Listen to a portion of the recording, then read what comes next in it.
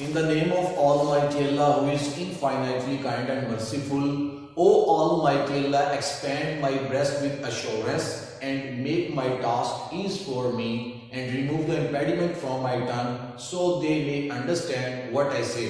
Dear students, Assalamu alaikum. I am Professor Jawad Khalid from Aspire Group of Colleges. Dear students, welcome to my lecture of English subject. In today's lecture, we will study about the reference to the context of poem Ozymandias along with question answer.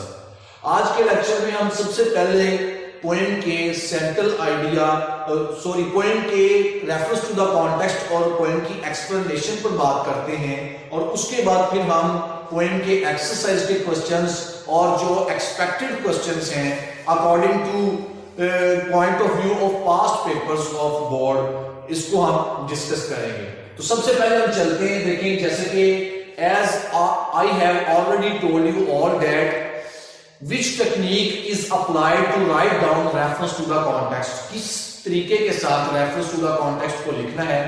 सबसे पहले देखें reference की हमने heading देनी है जिसको हम उर्दू में हवाला कहते हैं और उसमें देखें these lines have been taken from the poem Ozymandias written by P.B. Shelley, कि ये लाइनें नज़म Ozymandias से ली गई हैं और इसका शायर P.B. Shelley है। अब देखें नेक्स्ट हमने मार्कर के साथ हेडिंग देनी है कॉन्टेक्स्ट की जिसको हम उर्दू में सियाको सबाक का नाम देते हैं। तो इसमें मैंने बताया भी था वही हम जो पोएम का सेंट्रल आइडिया और मेन थीम है उसको भी हम अपने राइट डाउन कर सकते हैं। तो this is a brief ironic poem, ये एक मुख्तसरन या बहुत कलील किस्म की यानी ब्रीफ बहुत मुख्तसर आयरनिक तंजिया किस्म की पोएम है विच इलस्ट्रेट्स जो जाहिर करती है जो बताती है द ग्लोरी एंड ग्रेटनेस शानो शौकत और अजमत को, पावर एंड प्रेस्टीज यानी कुवत और जलाल को, all are slaves of death कि ये सारे के सारे मौत के गुलाम हैं, यानी मौत के सामने ये सारे के सारे बेबस हैं। मौत इन सब को क्या कर देती है, सीज कर देती है, इनको रोक देती है, इनको खत्म कर देती है। तो अब देखिए the poet meets a traveller who belongs to an ancient country, यानी शायर एक मुसाफिर से मिलता है जो कि एक बड़े पुराने कदीम मुल्क से जमीन से तल्लक रखता है। The story told by the traveller to the poet about the broken and decayed statue of great ruthless Egyptian king shows the death finishes all things, यानी वो बताता है कि ये जो कहानी बताई गई है मुसाफिर की तरफ से शायर को, वो किसकी थी, एक टूटे हुए और तबाहशुदा स्टैचू की, मुजस्मे की, जो कि एक जालिम जाबर हुक्मरान का था मिस्र के, ठीक है। और shows the death finishes all things, ये इस चीज को जाहिर करता है, बताता है कि मौत हर चीज को खत्म कर देती है, मौत हर चीज को बेबस कर देती है। The broken statue lying in a desert, टूटा फूटा मुजस्मा एक सहरा में पड़ा हुआ है, gives a lesson of humbleness, ये आजिज़ी का एक सबक देता है। यानी एंड में आके वो जो स्टैचू मेकर है और पोएट पी.बी. शैली है अपनी पोएम को कंपोज कर रहा है, both want to demonstrate humbleness in front of readers, यानी वो पढ़ने वालों के सामने एक हम्बलनेस को, एक आजिज़ी को शो करना चाहते हैं कि इंसान को मौत को एक्सेप्ट करना चाहिए इस रियलिटी को, और जब वो एटर्निटी की तरफ जा रहा है यानी अब्दियत की तरफ जा रहा है, बाद की जिंदगी की तरफ जा रहा है, तो ही और she must realise that everything in this world is temporary, कि उससे ये बात समझ लेनी चाहिए, ये गौर व फिक्र कर लेना चाहिए कि हर चीज इस दुनिया में आर्जी है। तो लास्ट में the great man of past lost his identity, यानी अजीम शख्स जो माजी का था बादशाह, वो अब अपनी शिनाख्त खो चुका है। जैसे कि हमने इस पॉइंट को डिस्कस करते वक्त, इस पॉइंट का जब हमने बैकग्राउंड पढ़ा था, ठीक है, इसका टाइटल को डिस्कस किया था और अबाउट द पोएट हमने स्टडी किया था इन प्रीवियस लेक्चर, तो हमने ये चीज सीखी थी कि ये चीज इंसान का जस्ट माजी भूल जाता है, यानी माजी की यादें, माजी की यादाश्तें भूल जाती है, उसकी शिनाख्त भूल जाती है। तो मैंने आप लोगों को ये भी बताया था कि death destroys every every recollection of your close fellow. आपका कोई करीबी दोस्त है, कोई करीबी फैमिली मेंबर है, उसकी सारी की सारी पास्ट रिकलेक्शंस जो यादाश्तें हैं वो मौत की वजह से with the passage of time arrays हो जाती हैं, बिल्कुल खत्म हो जाती हैं। तो ये हमारे पॉइंट का कॉन्टेक्स्ट है। अब हम चलते हैं एक्सप्लेनेशन की तरफ। तो डियर स्टूडेंट्स, मैंने इसका 4 लाइंस करके एक्सप्लेनेशन राइट डाउन किया है कि first of all 1 to 4 lines को एक्सप्लेन किया गया है, देन 5 to 8 लाइंस को एक्सप्लेन किया गया है, फिर 9 to 12 लाइंस को एक्सप्लेन किया गया है, फिर 12 to 14 लाइंस को एक्सप्लेन किया गया है। क्योंकि हम जानते हैं कि ये this point is a sonnet. Sonnet is a point that consist of 14 lines. ये एक नज़म सोनेट है और सोनेट उस नज़म को कहा जाता है जो 14 लाइनों पर मुश्तमिल होती है। तो इस तरह से मैंने इनकी 4 यानी लाइंस, 4 लाइन का क्वार्टरिंग भी होता है, यानी एक 4 लाइंस का स्टैंजा उसे क्वार्टरिंग भी कहा जाता है, जिसे हम बंद कहते हैं उर्दू में। उसको मैंने यानी इसको डिवाइड करके क्वार्टरिंग्स में एक्सप्लेनेशन किया। तो सबसे पहले हम 1 से 4 लाइंस को एक्सप्लेन करते हैं, जिसमें पोएट स्टार्ट किस चीज से लेता है, अकॉर्डिंग टू टेक्स्ट, यानी मैं टेक्स्ट का रेफरेंस देके इन लाइंस को एक्सप्लेन करता हूं। शायर कहता है I met a traveller from an antique land. मैं किसी कदीम पुरानी जमीन के मुल्क के मुसाफिर से मिला। ठीक है, अब देखिए वहीं से मैं इसका एक्सप्लेनेशन स्टार्ट ले रहा हूं। The poet met a passenger who narrated to him a tale of statue. शायर एक मुसाफिर से मिला जिसने शायर को बयान किया, बताया एक कहानी ऑफ ए स्टैचू, एक मुजस्मे की, that he came across in a desert, जिसका उसे सामना एक सहरा में करना पड़ा। The statue was broken into pieces. वो जो मुजस्मा था वो टूट फूट का शिकार हो गया था, टुकड़ों में बढ़ चुका था। Only the legs were standing in the sand. सिर्फ टांगे ही रेत के अंदर खड़ी थी। जैसे कि पॉइंट के टेक्स्ट में है, उसने कहा था टू वॉस्ट ट्रंकलेस लेग्स, के 2 वसी और बेधड़ टांगे स्टैंडिंग इन द सैंड, रेत में खड़ी हुई थी, शायद कहता है। तो देखिए उन्हीं को एक्सप्लेन किया, only the legs were standing in the sand, सिर्फ टांगे ही रेत में खड़ी हुई थी। Whereas जबकि the broken body was lying near the legs, उसका टूटा हुआ धड़ जो जिस्म था वो रेत के ऊपर ही टांगों के नजदीक पड़ा हुआ था। The face of statue had proud, जैसे कि उसने कहा था half sunk shattered visage, शायद ने कहा था आधा रेत में धंसा हुआ टूटा फूटा चेहरा। क्या था?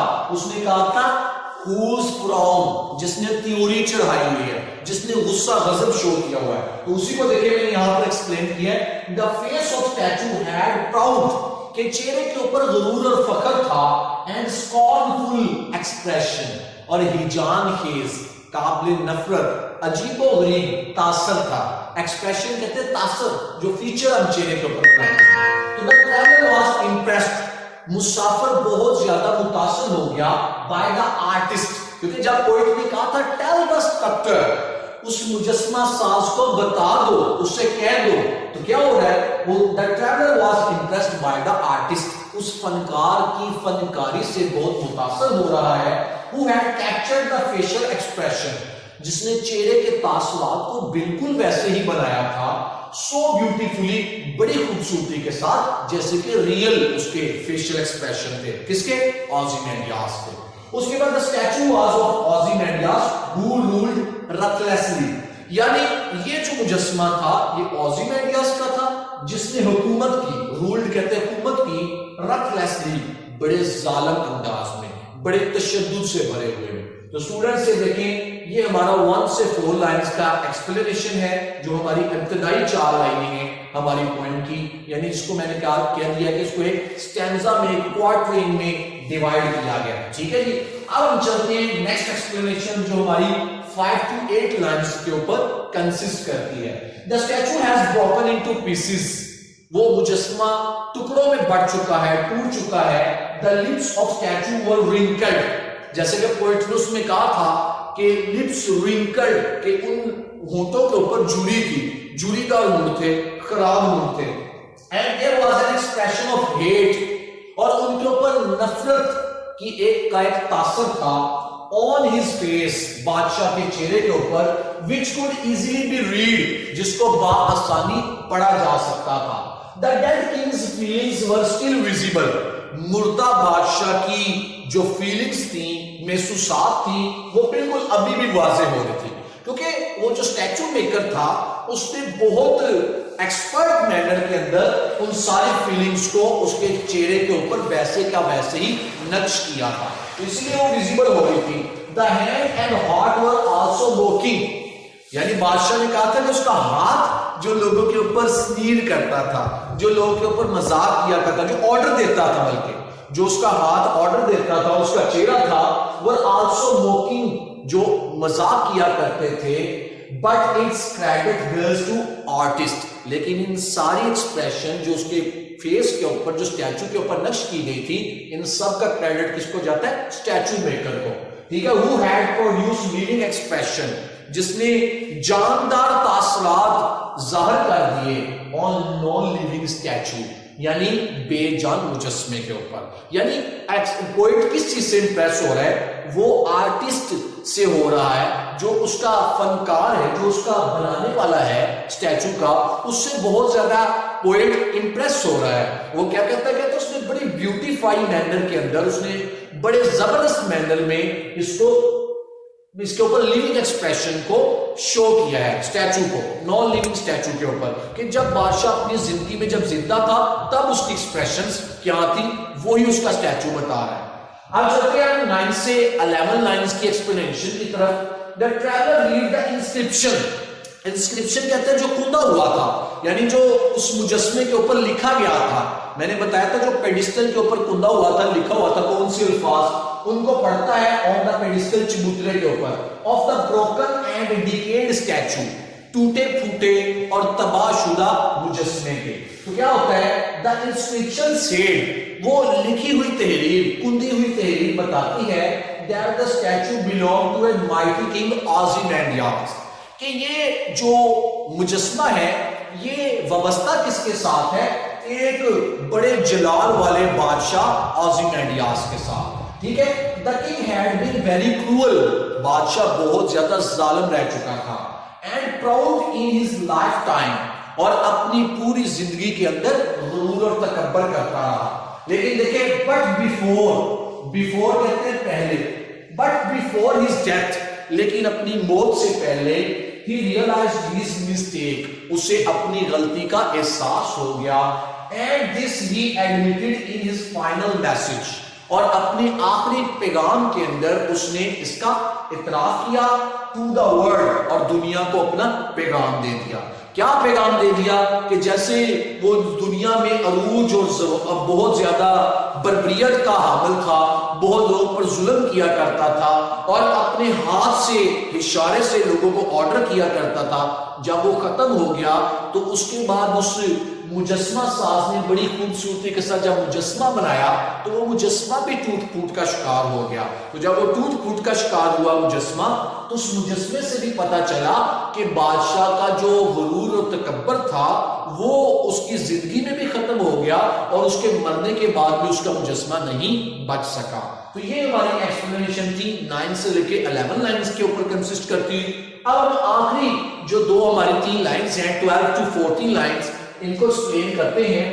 इन दिस लाइंस, इन लाइनों में the poet expresses the pathetic, pathetic कहते हैं काबिले तर्स किस्म की कंडीशन, हालत, कहता है काबिले तर्स हालत को शायद शो करता है ऑफ स्टैचू की, क्योंकि वो अब टूट फूट चुका है, बिल्कुल डिके हो चुका है, डिवास्टेटेड हो चुका है, तबाही का शिकार बन चुका है। तो शायद कहता है कि अब ये देखिए इसकी काबिले तर्स हालत है कि दुनिया में भी जैसे बादशाह लोगों के ऊपर अपना रोब, अपना जुल्म, अपना जबर लोगों के ऊपर अप्लाई किया करता था, उसी तरह ही उसका जो मुजस्मा है वो भी टूट फूट का शिकार हो चुका है, बिल्कुल तबाह हो चुका है। तो साथ ही कहता है now the statue of king is standing alone in the desert, यानी इसमें बताया ये जा रहा है कि बादशाह का जो मुजस्मा है वो बिल्कुल तन्हा सेहरा के अंदर खड़ा हुआ है। तो जब वो जिंदा था तो अब वो लोगों ने उसके मुहाफिजीन, जो उसके गॉड्स थे, उसके जो ऑफिसर्स थे, जो उसके सर्वेंट्स थे, उन्होंने हर वक्त उसे सराउंड किया होता था। उसे घेरा होता था और उसके एक ऑर्डर के वेट में रहते थे, इंतजार में रहते थे कि वो ऑर्डर करे और उसी ऑर्डर को वो अप्लाई करे। तो अब देखिए वो बिल्कुल तन्हा उसका स्टैचू जो है वो सहरा में खड़ा हुआ है। Nothing can be see near it, कोई भी चीज इस मुजस्मे के नजदीक नहीं देखी जा सकती। एवरीथिंग एल्स हैज वैनिश्ड, हर चीज गायब हो गई है, खत्म हो गई है। The big broken statue is further decaying, ये बड़ा टूटा हुआ मुजस्मा अब मजीद तबाह हो रहा है, मजीद खराब हो रहा है। Only a vast barren surrounds the remains of statue, सिर्फ बंजर जमीन ने और जमीन की बिल्कुल खुश्क साली ने सराउंड्स घेरा हुआ है द रिमेन्स ऑफ स्टैचू, उस मुजस्मे की बाकियात को। रिमेन्स कहते हैं बाकियात को, सराउंड्स घेरा हुआ है। जैसे कि आप देख चुके हैं कि उसने कहा था half sunk in the sand, कि वो जो उसका चेहरा था, जो उसकी जिसामत थी उसकी मुजस्मे की, यानी वो ओzymandias की टांगे सिर्फ खड़ी हुई थी पेडिस्टल के ऊपर, जबकि उसका चेहरा और उसका जो धड़ था वो रेत के अंदर धंस चुका था। तो इसी तरह ही वो शायर ने बताया है कि जो जमीन की खुश्क साली है उसने घेरा हुआ है इस मुजस्मे की बाकियात को, रिमेन्स कहते हैं बाकियात को। तो स्टूडेंट्स ये हमारी एक्सप्लेनेशन थी, कंप्रीहेंसिव एक्सप्लेनेशन हमने की है और it is easy to understand you all, ये आप सारे लोगों के लिए बहुत आसान है समझने के लिए। Now we are going to discuss comprehensively question answers of the poem. अब हम poem के question answers के मुतालिक बात करते हैं कि poem के question answers को हमने किस तरह और कैसे attempt करना है और कौन कौन से हमारे poem के questions important हैं। तो सबसे पहले देखें, मैं यहां पर लिख भी रहा हूं हेडिंग में, यहां पर हम क्या चीज करने जा रहे हैं, क्वेश्चंस, और मैं स्लैश लगा के आगे लिख रहा हूं आंसर्स। इस पॉइंट पे हम क्वेश्चन आंसर्स अटेम्प्ट कर रहे हैं, ठीक है जी। नेक्स्ट जो हमारा प्रोसेस है इस पॉइंट को कंप्लीट करने का। अब हम सबसे पहले जो क्वेश्चन इंपॉर्टेंट है इस पॉइंट में से पूछा जाता है उसको यहां पर राइट डाउन करते हैं, ठीक है जी। सबसे पहला क्वेश्चन जो इस पॉइंट में अक्सर बोर्ड में आ सकता है और इंपॉर्टेंट भी है वो है जी, हु वाज ओzymandias, ओzymandias कौन था, ठीक है जी। ये हमारा फर्स्ट इंपॉर्टेंट क्वेश्चन है, ठीक है जी। इसका है आंसर देख लें इसका, ओzymandias was a cruel king of Egypt. ओzymandias मिस्र का बहुत जालिम बादशाह था, ठीक है। उसके बाद ही proud of his power and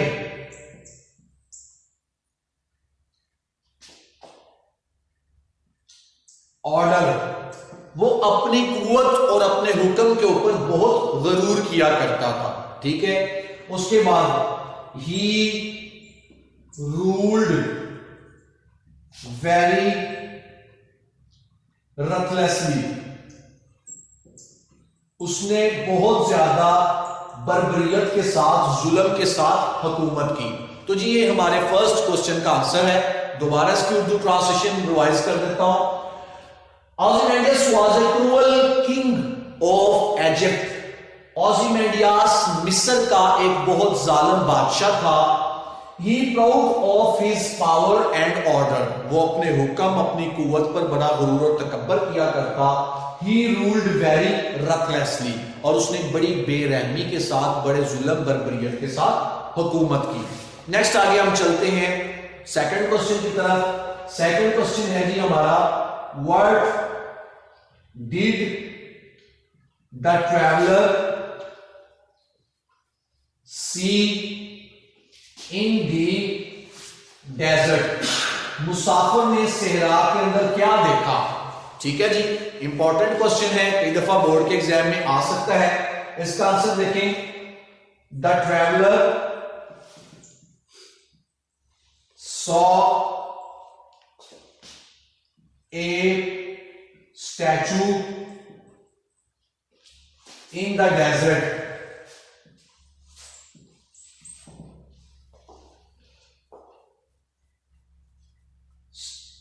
Statue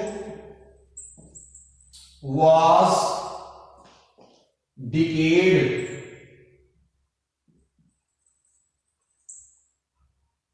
and lost its identity.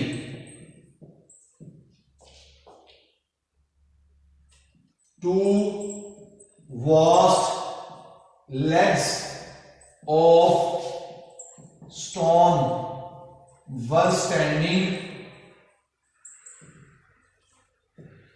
on the pedestal.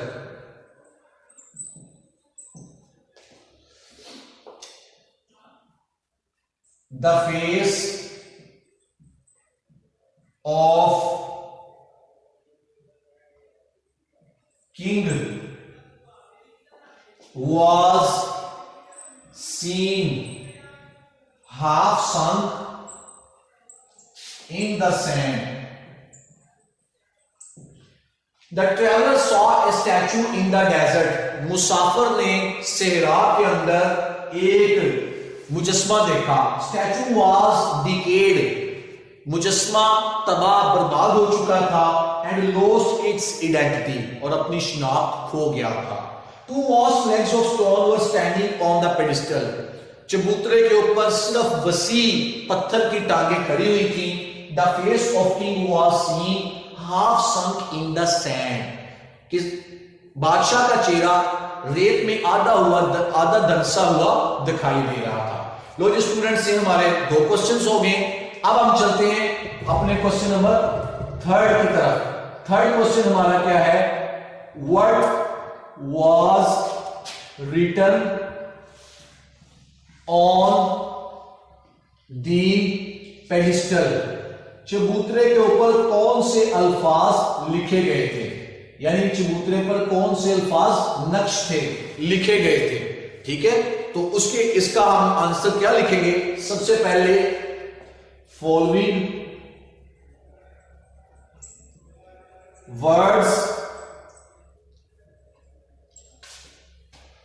were written on the pedestal. दर्ज झैल अल्फाज पेडिस्टल पर लिखे गए थे. क्या लिखे गए थे? My name is Ozymandias. मेरा नाम ओज़िमैंडियास है. ठीक है जी. Next, kings of kings. बादशाहों का बादशाह हूं. King of kings. बादशाहों का बादशाह हूं. ठीक है. नेक्स्ट आगे, लुक ऑन माई वर्क. मेरे कामों की तरफ देखें. Look on my works. He mighty and despair. और मायूस हो जाएं. मेरी ताकत को देखकर मायूस हो जाएं. लो जी, ये हमारे उसमें अल्फाज उस पर लिखे हुए थे, यानी मुजस्मे के ऊपर. My name is Ozymandias. मेरा नाम ओज़िमैंडियास है. King of kings. बादशाहों का बादशाह हूं. Look on my works. मेरे कामों की तरफ देखो. He mighty and despair. और मायूस हो जाओ. आगे चलते हैं स्टूडेंट्स अपने फोर्थ क्वेश्चन की तरफ. फोर्थ क्वेश्चन है हमारा,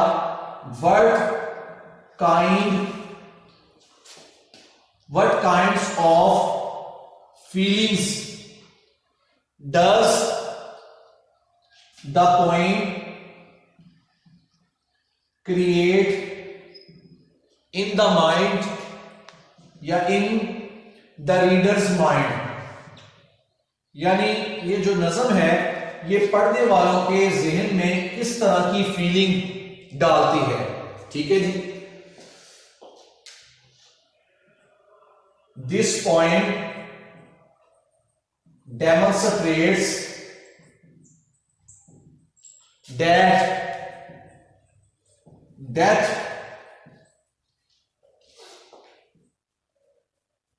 seizes all things of human life, इंसान की जिंदगी की तमाम चीजों को मौत खत्म कर देती है। ठीक है, the mighty and powerful lords of the world have to go into the realm of death. Death does not allow anybody to accomplish the task. चलें, ये फीलिंग है, इसकी मैं उर्दू ट्रांसलेशन कर देता हूं। दिस पोएम डेमोन्स्ट्रेट्स, ये नज़म जाहिर करती है, डेथ सीजेस ऑल थिंग्स, मौत तमाम चीजों को रोक देती है, ऑफ ह्यूमन लाइफ, इंसान की जिंदगी की। The mighty and powerful lords of the world, बड़े जलाल वाले और कुवत वाले दुनिया के बादशाह have to go into the realm of death, उन्हें मौत की वादी में जाना पड़ता है, मौत की सल्तनत में उतरना पड़ता है। Death does not allow anybody, मौत किसी को इजाजत नहीं देती टू अकॉम्प्लिश द टास्क, कि वो काम पूरा कर ले। ये हमारा चौथा सवाल था। अब इसका पांचवा क्वेश्चन, जैसे कि मैंने आपको बताया भी था कि we must prepare central idea of each point, हम हर नज़म का सेंट्रल आइडिया भी प्रिपेयर करेंगे, तैयार करेंगे, क्योंकि किसी भी पॉइंट में से एक क्वेश्चन सेंट्रल आइडिया पर अक्सर एग्जाम में पूछ लिया जाता है। तो ये देखिए, यहां पर मैं क्वेश्चन लिख रहा हूं, write central idea of the point Ozymandias, नज़म ओज़िमेंडियास का सेंट्रल आइडिया लिखें। तो सेंट्रल आइडिया में जैसे कि मैंने आपको कॉन्टेक्स्ट भी लिखवाया था, उसी को ही मैं ब्रीफ करके यहां पर एक दो लाइन उसकी लिखवा देता हूं। ठीक है, इसका है, the poet illustrates that the power and rule is temporary,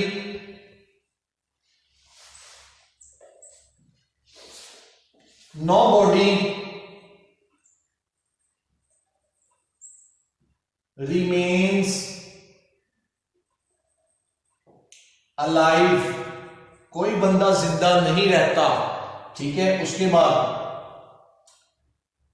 everything becomes end with the passage of time, वक्त के साथ साथ हर चीज खत्म हो जाती है। ठीक है, उसके बाद even the memories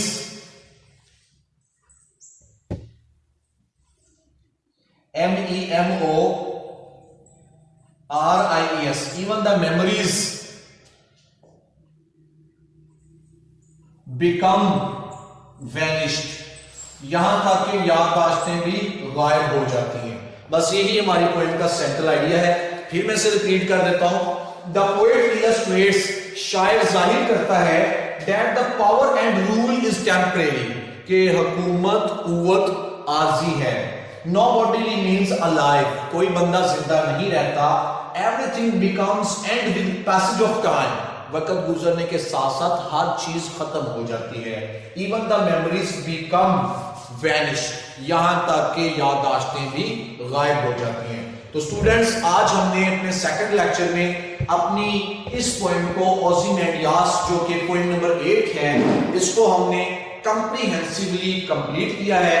in previous lecture we have learned about the poet and we have comprehensively discussed about the title of poem, and after title of poem we have studied about the text of poem, and we have already explained the syllable of the poem in our previous lecture. इस पिछले lecture में हमने इस नज़म का काफी सा काम किया था और आज के लेक्चर में हमने इस पोएम के क्वेश्चन आंसर्स और रेफरेंस टू द कॉन्टेक्स्ट को हमने comprehensively explain किया है। तो in the last of my lecture it is assured you all that this humble endeavor will prove very fruitful to all kinds of students for the betterment of their future। इंशाल्लाह next lecture में हम अगली point को discuss करेंगे, जो कि point है 10th hollow man. Wish you all the best. Allah Hafiz.